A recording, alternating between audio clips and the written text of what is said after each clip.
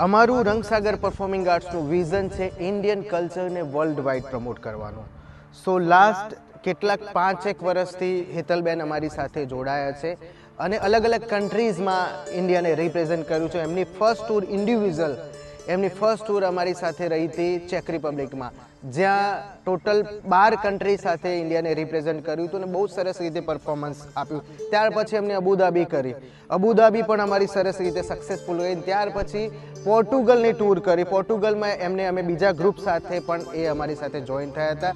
અને આ વર્ષે 2025માં પોલેન્ડની ઇન્ડિવિઝ્યુઅલ નર્તનની આખી ટીમ કરી હતી અને બહુ જ સરસ રીતે રહી. નર્તનનું આખું જે મેનેજમેન્ટ હતું હેતલબેને કર્યું હતું અને આખા પરફોર્મન્સ જેટલા બી પરફોર્મન્સ રેડી કર્યા હતા એ બધા બહુ જ સરસ રીતે પરફોર્મ કર્યા હતા અને ઇન્ડિયાને રિપ્રેઝેન્ટ કર્યું હતું. જેટલા પણ નર્તનના આર્ટિસ્ટ અમારી સાથે જોડાયા હતા, અનબિલેવેબલ પરફોર્મન્સ રહ્યું હતું અને સક્સેસફુલ અમારા બધા શોઝ રહ્યા હતા.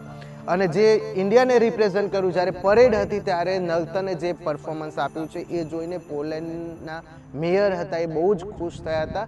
અને આવી રીતે નર્તન સાથે અમારે લાસ્ટ 5-1 વર્ષથી આખો નાતો રહ્યો છે અને ઘણા બધા શોઝ અમે વર્લ્ડ વાઇડ નર્તન સાથે કર્યા છે અને મેડમે પણ એટલો સપોર્ટ કર્યો છે. એમના જેટલા પણ સ્ટુડન્ટ હતા એ બધાએ બહુ જ મહેનતથી આ બધા શોઝ અલગ અલગ કન્ટ્રીઝમાં અમારી સાથે કર્યા છે. અને રંગસાગર પરફોર્મિંગ આર્ટ્સ એમનો અત્યારે 21 તારીખનો જે શો છે એમાં બેસ્ટ વિશેષ આપી રહ્યું છે અને સક્સેસફુલ શો રહે.